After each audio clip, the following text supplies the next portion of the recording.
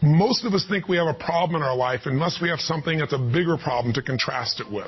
And when you see this story and you walk through their exact life experience of the course of these 2 years, the year that we work with them is 30 days, but you see the course of what's happened to them by finding out what's happened a year later, you begin to understand that it doesn't matter what happens in your life, you are more than any moment. There's no challenge you can't face and overcome. The events of our lives don't control our lives. Our decisions do. And so I figured if we could take a couple that has faced this big a challenge and be able to break through, then you could look whatever's in your life and make it happen. It's kind of like, if I wanted to show you that if you could face your biggest fear, your smaller fears kind of drop aside. It's like, what's your biggest fear? Today, one of the biggest fears so many people in North America and around the world, the Western world, are facing is losing their job.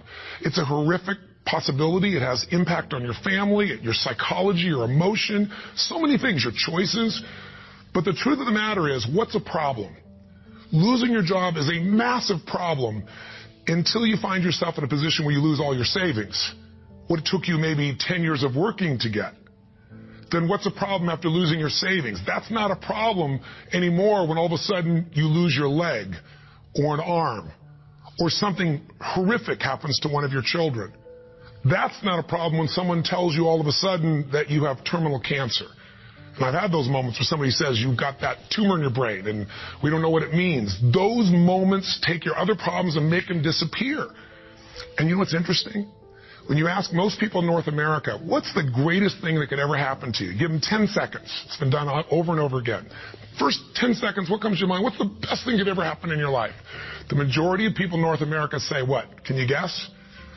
Winning the lottery. And many of them say winning a $100 million lottery, $200 million lottery. That's what's going to make their quality of life extraordinary. But when you do the studies, and there have been many done over the last 15 or 20 years on people that win these giant lotteries, what are their lives like 2 years later, 3 years later, 5 years later? Is the quality of their life extraordinary? Rarely, if ever. Because what's happened is they haven't grown. Life gives us these events, these, quote, horrific events, because there's an area of our life that has to grow. If you were to ask me, Tony, out of all the millions of people you've worked with, if someone really wants to feel alive, they want joy, they want happiness, they don't just want money or things or just even respect. They want to feel a sense that life is meaningful and alive. What does it take? I tell you one word: progress. When you're making progress in your life, it doesn't matter where it is, you're going to feel more alive. If you're overweight, but you get yourself today and you say, you know what, I'm stepping into gear. I'm just putting these darn shoes on. I'm not waiting for the perfect, person to come by and coach me. I'll get that too. But right now, I'm just going for a walk, or I'm going to go for a jog, or I'm going to go lift some weights. I'm going to do something right now. And you get yourself into gear and you do that for a few days in a row. Even if you haven't lost the 10, 20, or 30 pounds yet, you're going to start feeling better immediately because you have the power of momentum and you're making progress. Progress equals growth. Growth equals feeling alive. We grow or we die. So what's the worst thing that could ever happen in your life? Same survey, ask the people in North America, 10 seconds to come up with the answer. Number one answer, to become a quadriplegic. That's why I made this show. Because the idea that I could be in a position where I'd be alive, but I couldn't physically feed myself, take care of myself, that I'd be completely immobilized, for most people, that's the scariest thought of all. To them, that's the worst possible fear. So by going through this journey with Frank and Kristen and experiencing their emotions and seeing and feeling that in 30 days they could go from trapped in their home where there's no possibility of a future, no idea of intimacy, no idea of children, to world travelers who are doing things they weren't doing before when he was, quote, supposedly able-bodied, happier and stronger and closer in their love than ever before. And you know it's real, and you see the results a year later as we do the follow-ups, and you haven't seen the follow-ups, be sure to see that and hear about the story of what's happened with them. When you get that experience, it affects you. Because it isn't somebody verbally telling you a story, it's something you kind of went through. So the idea here is, I'm sure you have some other fears outside the one we just came up with. Whatever you're afraid of, the job, the loss of relationship, trust me, it's small. If you'll face a bigger fear, that little fear will start to be handled pretty easily. That's why when all of us go through in our lives extreme stress, we're all going to go through it. You're going to have a home burned down, or something's going to happen to somebody you love, or someone's going to pass before you're prepared for it, which is almost always. Or you're going to find yourself in a financial situation that feels like you can't turn it around. Or you might feel like personal character assassination, or maybe you get mugged, or maybe you get a terminal disease. We all will face multiple times in our life extreme stress. The difference in people's lives is not what we face, it's what we do with what we face. You can take yourself from a place where in the face of absolute total tragedy, you triumph. But it requires making some new decisions, taking some new actions, and mastering a part of yourself that can unleash all of your power and ability as a human being. That human spirit, as corny as it sounds, can be channeled in a very specific way. And if you do, the game of life changes. So I'll give you another example outside Frank and Kristen. A friend of mine who just passed recently, he's always been a deep inspiration to me. His name is Art Berg. And Art's a guy that was a young man, good-looking, strong, athletic. He lived in Utah. And he fell in love with his absolute sweetheart. She was, the most popular girl, the most attractive girl. She met all the criteria of a college boy. And his buddy and he are driving across the state to go to where he's going to get married. And he falls asleep in the back seat while his best friend is driving. And his best friend falls asleep in the middle of the night as they're driving. My friend Art Berg woke up rather intensely on the desert floor with the car upside down, his legs trapped beneath it, and unable to feel anything. He became a quadriplegic in an instant. His friend actually was beat up but actually survived. Now, what do you do in a situation like that? Well, the first thing most people do is they want to curse God or they want to curse their friend. It's not their fault. Most of what happens in our lives is not our fault, but what we do with it is going to determine the quality of our lives. Sometimes it is our fault, let's be honest. But lots of times, events happen. Stuff happens, or whatever word you want to replace stuff with. You know what I'm talking about. But what's different about this man is he made a different set of decisions. On that day, he said to himself, you know what? I got two choices. I can live here in the dirt and live and suffer the rest of my life on what I've lost, or I can figure out how to maximize what I have. He developed this mindset. His mindset was, before the accident, there were about probably 10,000 things I could do. After the accident, he said I could probably do 9,000 things. Before the accident, I was probably not even doing 500 of those things. I'm going to do more while I am now. And he did. He became an entrepreneur, started his own bookstore, and became very successful. He married the same childhood sweetheart because this man was so inspirational to be around. It didn't matter what he was in a chair. She loved him. He had 2 children, one of the greatest gifts of life. And he did all kinds of crazy things. He'd scuba dive. His friends would put him in a suit and tie a set of weights to him. He'd drop to the bottom. And they'd drag him along the bottom. That was his idea of scuba diving. He was an incredible human being, and he lived an incredibly full life filled with joy. The worst thing ever happened to you, be a quadriplegic. The best thing, win a lottery and feel like everybody wants something from you and you didn't earn it. And there's no sense of joy and everything's about trying to hang on to what you got. What is the best thing that could happen to you? What is the worst? The worst is not to take control of the force that controls your life. And that force is human emotion. I want you to think about this and answer a question for me if you would. What really changed Frank and Kristen's quality of life? What changed them? You can see the change. You can see it even more a year later that it's continued to happen. What made the change possible? Did you get it? Did you see it? The answer is simple. We changed the emotional pattern that was controlling their life. And you and I have emotional patterns that are controlling us right now. Whether we're aware of it consciously or not doesn't matter. It's the force that is shaping you. It's shaping your relationship. It's shaping your finances. It's shaping your career. It's shaping the amount of joy or unhappiness or suffering or excitement you have right now in this moment. But it's an invisible force most of us never take a look at. You might want to take a look at it right now through the eyes of what we did with Frank and Kristen. Now, what was the emotional pattern that was dominating them at the beginning of the show? You could feel it, couldn't you? And there was this feeling of death, that there was no future. Probably the most common belief system in people in North America and now in Europe. 60% of Americans now believe that the future is going to be worse than the past for themselves and for their kids. 70% of Germans and Europeans, I think it's 80% according to the Pew study recently in France. Around the world, we're starting to believe that circumstances control who we are. Don't get me wrong, circumstances play a huge impact. Events play a huge impact on your life, but they're not the ultimate determining factor. The force of human spirit or emotion is it. With the right emotion, you can unleash things you could never dream of. And I know you know this is true. So take a look, let's analyze. Where do these two live after the accident? Well, where would you live if you were Kristen? I mean, you've lost your future, supposedly. There's no intimacy. There's no chance of children. You've become the full-time nurse to your husband who you love, but now you're changing his catheter every few hours. You're afraid to leave the house because you're afraid, what if he falls over? He may stop breathing. I mean, there's no life.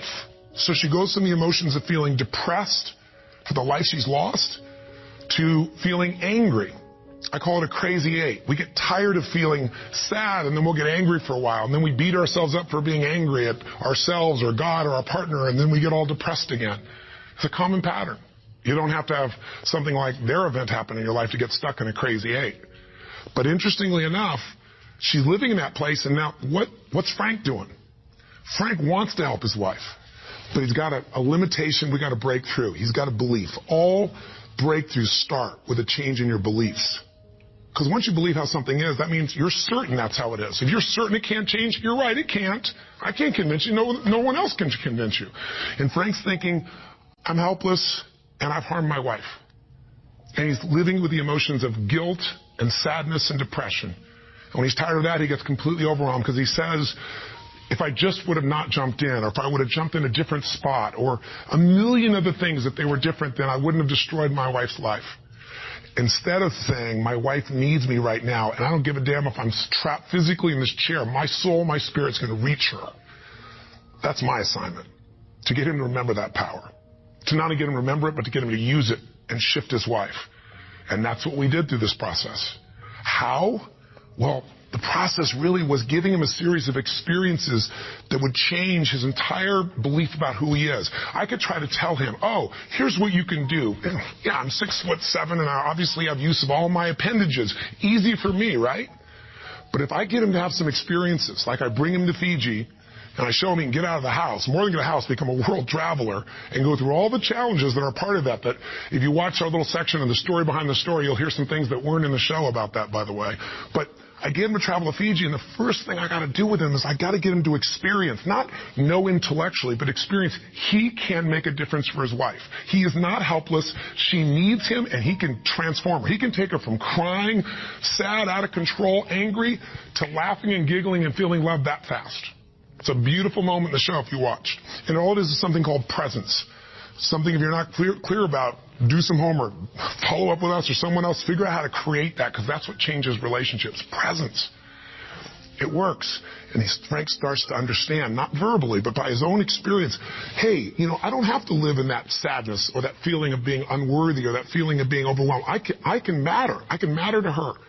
I don't have to be the person she just takes care of. It was a huge shift in the experience. And I'm giving you Frank's example because it relates to yours. Maybe you have different emotions, but then we all get to points where we feel like we don't matter or we can't change something. We're stuck, and it's our belief. Great way to break that belief. Get yourself another experience. That's what I do with people in seminars. That's what I do in any coaching process. Change it. What do we do after that? We take him through the experience of facing his fears, and we get him to do the skydive together with his lady. And he feels total freedom for the first time since the accident. You get freedom when you face your fear. Not just face it, but you push through it. I get him to face separation from his lady for 10 days. Get him to be in a room with Olympic athletes who couldn't move across the room. He couldn't move across the room, but now they're incredible, and he feels like he's not enough, and he has to push through that. Show him how to get back his dream, drive his truck, get in that thing and drive 100 miles an hour, even though all you got is your elbows to drive the darn thing, and I'm on the other seat. Pretty cool thing. So it was a stacking of these experiences that got Frank to own himself in a new way, to build a new identity, a new set of emotional patterns. So here are the steps, and this is what you want to do. What did I do with him? I did 4 things. That's all I really did at its core. Number 1, for both of them, for Frank and Kristen to transform, I identified where do they live emotionally. That's what you got to do. Where do they live emotionally? Well, we just decided. We just described where they live. Depression, anger on one side, feeling guilty, feeling overwhelmed, feeling sad on the other. There's no way they can change their life with that as the emotional fuel to get you to take action. You're not going to take action. There's not enough intensity to get you to get through the obstacles or the tragedies or the challenges. Once you see what the pattern is and you tell yourself the truth, this is where I'm living, step 2 I did with them, is I identified what's the antidote. So if fear is what's controlling things right now, we need an antidote called courage.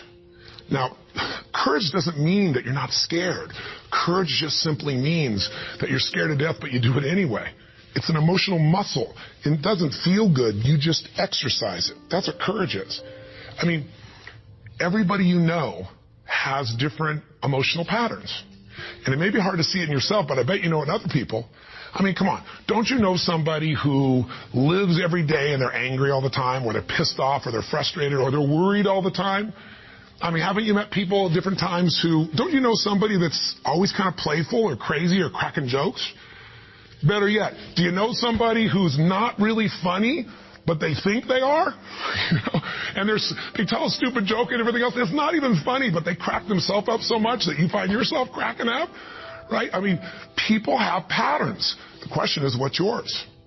See, if you can identify the patterns in other people, you can start to see them in yourself as well. And you know what we all do? We all find a way to try to get what I call home. Home is, I noticed after 9/11, I'm with 2,000 plus people from, I think it was 45 countries. I was in Hawaii.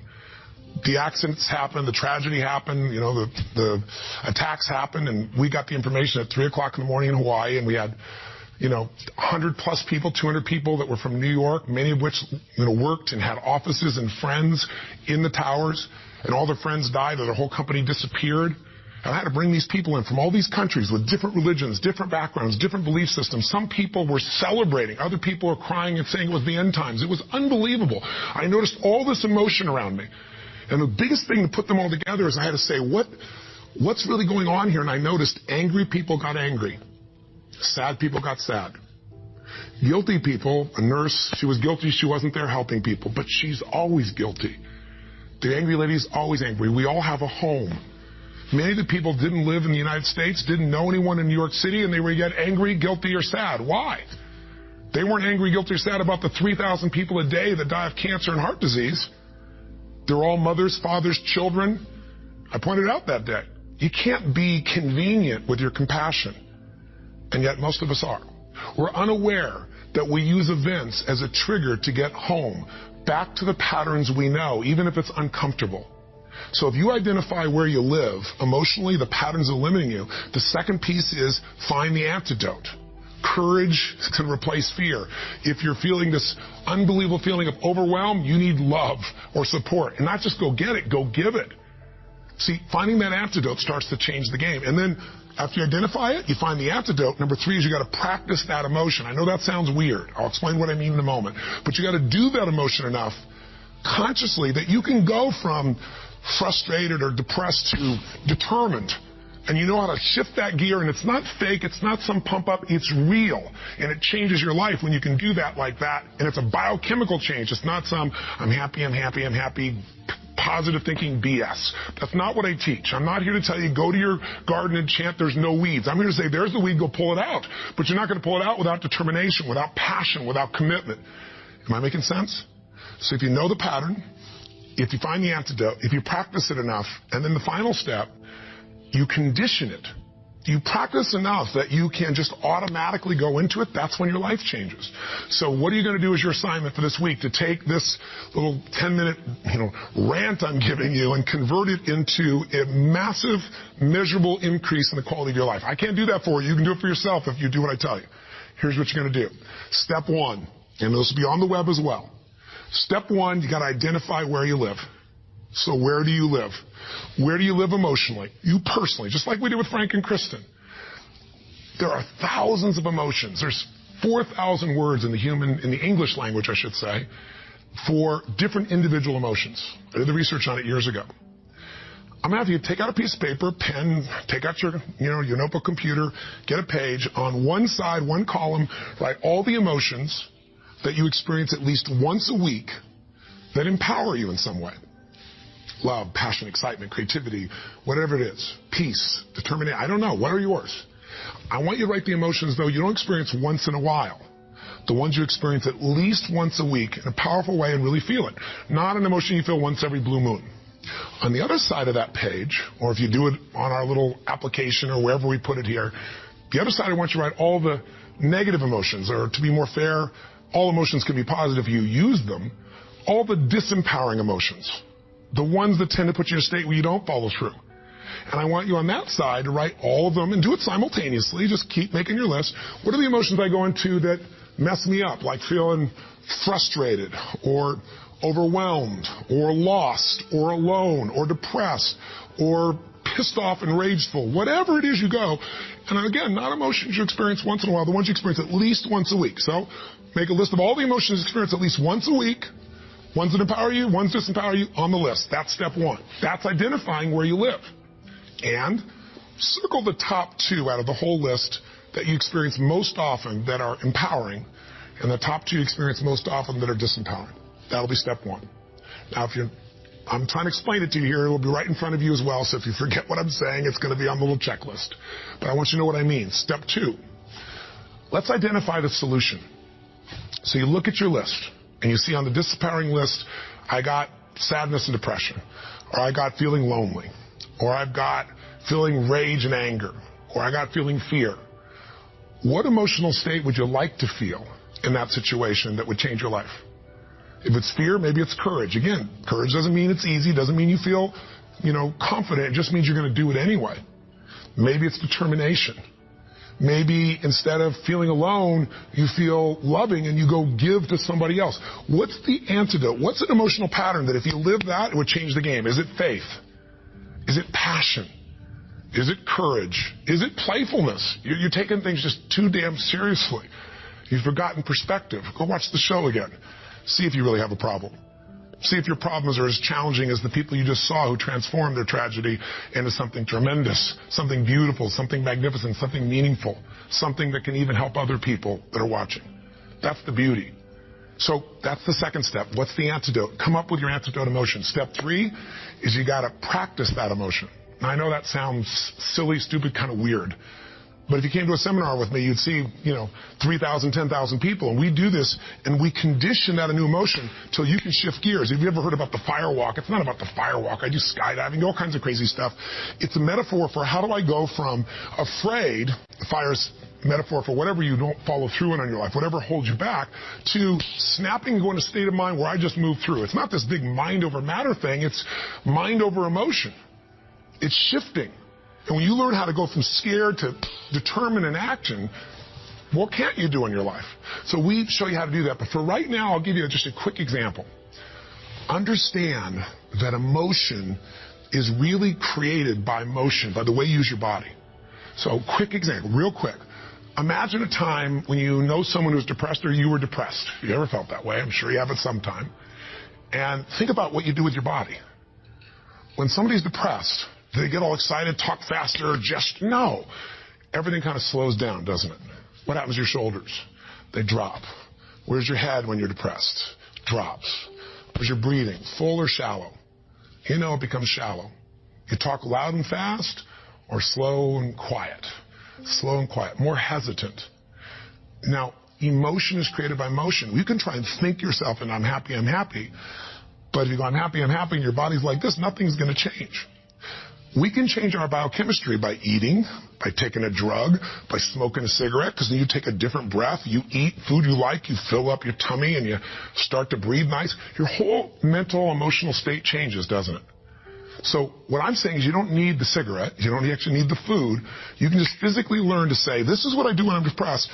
This is what I do when I'm most determined. There's this gesture I made. I remember one time when I was a kid, or one time I got pissed off, and what did I do? I made a gesture. I stood taller. I looked the person in the eye. I spoke with more authority. Now, my idea of passion and determination may be a little over the top for you, and I get it. I'm a crazy mofo, and I'm a passionate human being. But you can do your version. What do you do when you're really feeling something like determined? What do you do when you are passionate? With your face, with your voice, with your body. Just practice and make a contrast. Here's what I do when I'm sad. Here's what I do when I feel loved. Here's what I do when I'm worried. Here's what I do when I'm determined. That's what I mean by practice. And I'd love to have you in an event, but I'm trying to give this to you so you can do it right now, and you can. And maybe this would be helpful to do with friends so they can give you feedback and say, here's what you do. I see you do this when you're really strong. I see you do that when you're kind of weak. That's the third step. Practice. Now, what's the assignment? Figure out your emotions. Where do you live? Positive, negative. What are the big primary antidotes? What emotions do you need? practice the emotions you need so you can go into them a few times. Sounds a little weird, but if you do it, you'll see it's actually quite fun. Feels powerful. Maybe do it with a friend. That's the easy way to do it. And condition it. And that means take the next 3 days, do this 3 times. Figure out the difference and shift from not sure, worried to determined. From overwhelmed, I don't know what to do, to focused. And you just deliberately, physically make the change from one to the other. 3 times for 3 days. If you're bold, do it for 7. But if you do this 3 or 4 times a day for 3 to 7 days, you'll start to get a pattern in your body. And the pattern in your body, a new pattern, means a new life. Our life's a reflection of our emotional patterns. If you live in sadness and depression, you could have $1 billion and your life is called sad and depressed. If you're living feeling grateful, feeling alive, feeling passionate, your life is filled with gratitude and passion. Doesn't matter what's happening anywhere else. And you can face any challenge from those emotions and you can overcome. Does this make sense? This is how you can take what you watched in that show and convert it into some actions that'll change you. Very simple approach. Or come see me or get some coaching. I've got all kinds of resources. But this is something you can do right now. You don't need anybody else to make happen. You just need a little ability to take action. Make sense? And if you haven't seen the show, for God's sakes, go on Hulu and watch the show, or all this will just sound like a bunch of words. If you've had the experience, you know what I'm talking about, and you've witnessed it, it'll be real in you right now, and you'll get a sense of what you can do to move forward. And if you can't find it on Hulu, once again, send us a little email, and we'll make sure we find a way for you to be able to observe or experience the show directly. And last thing I'll say to you is, the best way to keep something in your body is share it with somebody else. The whole philosophy of my life has been, if your life's going to be meaningful, you can't just be about me, you got to be about we. So if you can, if you feel like it, if your spirit's touched by this, help us pay it forward. Share this with your friends. You can share the clip of our show. You can share this little section. We got all kinds of ways. Just take the clip and send it. And we even have a way you can push a button and once again and send it virally to everybody. Everybody who's on your email list. We'd love it if that works for you. If you don't, we're totally respectful of that. But in the end, I can promise you one thing. If you will do this, if you'll discover your current emotional pattern and you'll change it through a little bit of practice over and over again, you will change the quality of your life no matter what you're facing. Make sense? Thanks for taking the time. I hope this was close to 10 minutes. I went a little crazy, but it's really just designed to try to really serve you. So until I see you again, hopefully next week, live strong and live with passion. God bless.